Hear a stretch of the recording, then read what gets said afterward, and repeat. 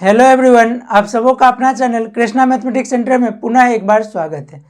आज के इस वीडियो में हम लोग दो चर वाले रैखिक समीकरण में वज्र गुणन विधि के बेसिक कॉन्सेप्ट को देखने का काम जो हम लोग करेंगे कि इसमें हम लोग किस तरीके से वज्र गुणन विधि को सॉल्व करते हैं। तो देखिए, वज्र गुणन विधि में हम लोग का क्या होता है, समीकरण दे रहा होता है a1x plus b1y plus c1 equal to 0 और दूसरा इक्वेशन होता है a2x plus b2y plus c2 equal to 0। याद क्या रखना है कि इसमें हम लोग का जो भी टर्म्स है वो हम लोग का सभी क्या होगा, इक्वल टू के लेफ्ट में होगा, राइट में हम लोग का सिर्फ और सिर्फ क्या होगा, 0 होगा। अब हम लोग इसको सॉल्व करने के लिए देखिए क्या करते हैं। तो पहले हम लोग लिखते हैं x, उसके बाद लिखते हैं y और सबसे बाद में हम लोग लिखते हैं 1। अब देखिए, जब हम लोग x वाले को लिखे हैं तो उसके दोनों तरफ देखिए x वाले को काट दीजिए। अब ये वाला टर्म्स लिखाएगा और ये वाला टर्म, तो y के साथ क्या, यहाँ पे b1 और यहाँ पे b2। एक तरफ लिखिए b1 और दूसरे तरफ लिखिए b2 और x वाले को ढक दिए तो क्या बचा, b1 b2 और c1 c2। एक तरफ c1 और c2। उसी तरीके से हम लोग y वाले को ढकिएगा तो एक तरफ c1 c2 है, एक तरफ c1 c2 है और दूसरे तरफ a1 और a2। तो लिख लीजिए यहाँ पे a1 और a2। 1 के लिए आइए तो 1 के एक तरफ a1 a2 लिखा हुआ है, 1 मतलब कांस्टेंट टर्म्स, ढक दीजिए। एक तरफ क्या दिख रहा है, a1 a2 लिखा हुआ है, दूसरे तरफ के लिए क्या बचा, b1 b2। तो लिख लीजिए यहाँ पे b1 b2। यहाँ तक लिखने के बाद, और जिसमें कभी अगर क्वेश्चन में कभी अगर मान लीजिए अगर माइनस में रहेगा तो ये माइनस में लिखिएगा a1 को, अगर b1 प्लस में है तो b1 हमेशा प्लस में होगा। तब b2 अगर माइनस में लगा हुआ है तो b2 जहाँ जहाँ पे वहाँ पे माइनस आपको लगाना होगा। यहाँ के बाद देखिए हम लोग क्या करेंगे, अब हम लोग यहाँ पे फिर लिखेंगे x डिवाइडेड बाय, x के साथ किसको डिवाइड कीजिएगा, तो देखिए x के साथ जो हम लोग डिवाइड करेंगे वो ये दोनों टर्म्स को क्या है, b1 c2। तो लिखिए b1 into c2 minus b2 into c1, b2 into c1 equal to y bye.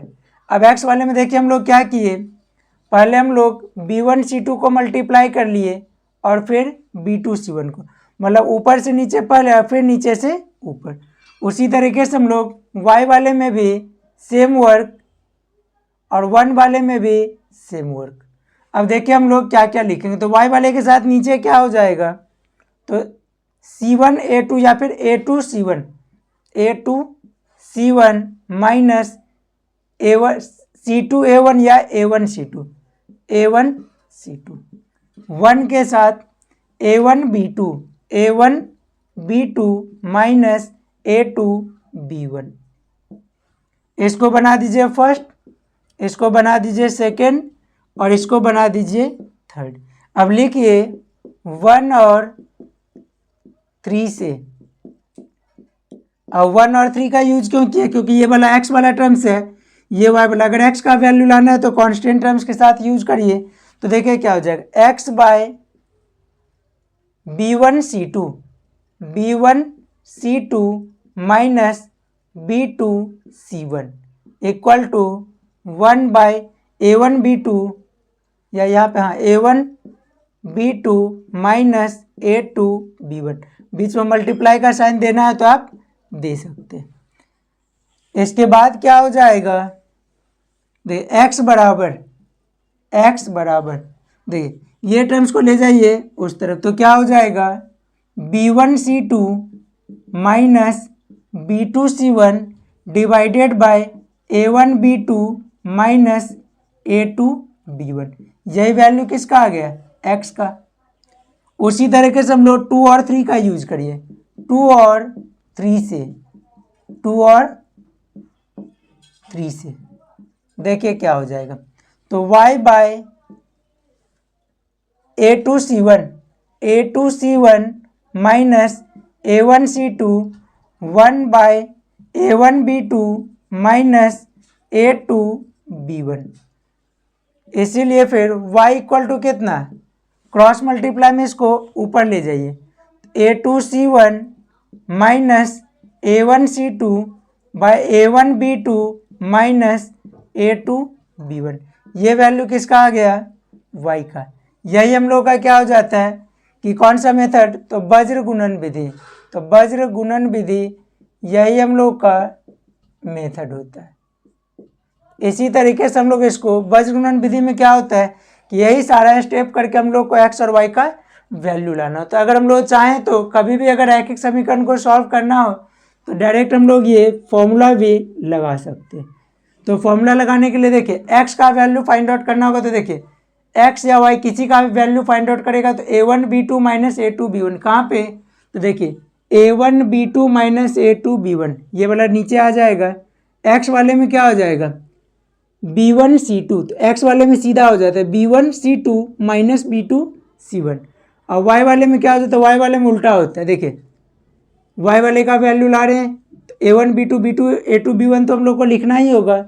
और कांस्टेंट टर्म्स के लिए a2 c1 minus a1 c2 a2 c1 minus a1 c2। तो इस तरीके से हम लोग इसका वज्र गुणन विधि से जब भी क्वेश्चन को अगर बनाने के लिए दिया जाए तो यही सारा स्टेप जो हम लोग को करना होता है। लेकिन क्या होता है कि उसमें हम लोग का ये सारा जो है वो a1 b1 c1 जो है वो सभी हम लोग का नंबर दे रहा होता है, तो बनाना जो वो काफ़ी ज़्यादा आसान होता है। बस लेकिन करना क्या है कि बस साइन में जो प्लस माइनस का जो है वो आपको बराबर जो हो ध्यान रखना पड़ेगा। इसको सभी लोग लिख लीजिए।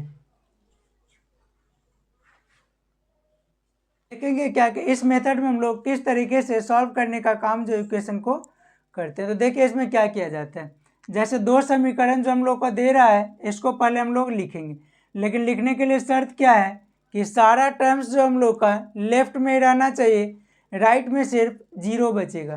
तो पहला समीकरण क्या है, आंसर में लिखिएगा 7x minus 2y, 7x minus 2y और 3 जो राइट साइड में है इसको ले लीजिए लेफ्ट साइड में, तो -3 इक्वल टू 0। और दूसरा क्या है 2x माइनस 3y माइनस 16 बराबर 0। अब क्या कीजिए यहाँ पे लिखिए x, उसके बाद y, उसके बाद 1, x फिर y फिर 1। अब देखिए क्या करेंगे, अगर हम लोग x को लिख रहे हैं तो x वाले टर्म्स को ढक दीजिए, तो क्या बचेगा -2 -3, तो एक तरफ लिख दीजिए -2 -3, ये हो गया। x वाले को ढक दीजिए तो -2 -3 और एक तरफ फिर -3 और -16, यहाँ पे -3 और -16। अब y वाले को ढकिए तो आगे कौन सा -3 -16, तो -3 -16 एक तरफ लिखा और दूसरे तरफ के लिए क्या बच गया है 7 और 2। अब ये कांस्टेंट के लिए कांस्टेंट को ढकिए, एक तरफ 7 2 लिखा हुआ और दूसरे तरफ के लिए फिर बचेगा क्या -2 -3, तो -2 -3। अब यहाँ पे हम लोग x बट्टा फिर y बट्टा फिर 1 बट्टा, अब देखिए क्या हो जाए x के साथ पहले हम लोग ऊपर से नीचे, तो कितना हो जाए -2 इंटू -16, तो -2 इंटू -16 माइनस फिर ये कितना -3 इंटू -3, तो ये हो जाएगा -3 into -16, sorry -3 into -3 equal to. अब y वाले के लिए आइए तो y बट्टा, तो y के साथ कितना -3 इंटू 2, तो -3 इंटू 2 माइनस -16 इंटू 7, पहले ये वाला और फिर ये वाला। अब 1 के लिए आइए तो 1 डिवाइडेड बाय 7 इंटू -3 और दूसरे तरफ 2 इंटू -2, ये माइनस फॉर्मूला वाला, दोनों में हम लोग का यहाँ पे माइनस जो फॉर्मूला से लगता है। अब कितना हो जाएगा x बट्टा 2 को 16 से तो हो जाएगा 32, minus minus plus minus minus 3 3 जा 9, y के साथ y बाय 3 को 2 से तो -6 माइनस माइनस प्लस 16 7 जा 112, 1 डिवाइडेड बाय 7 3 जा -21 माइनस माइनस प्लस और 2 2 जा 4। अब इसके बाद क्या हो जाएगा x बाय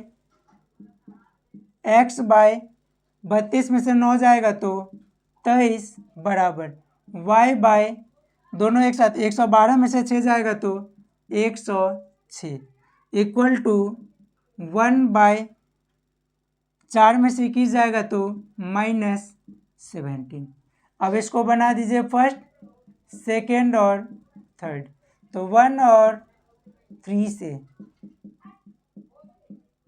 तो क्या हो जाएगा x/23 1/-17, x इक्वल टू 23/-17।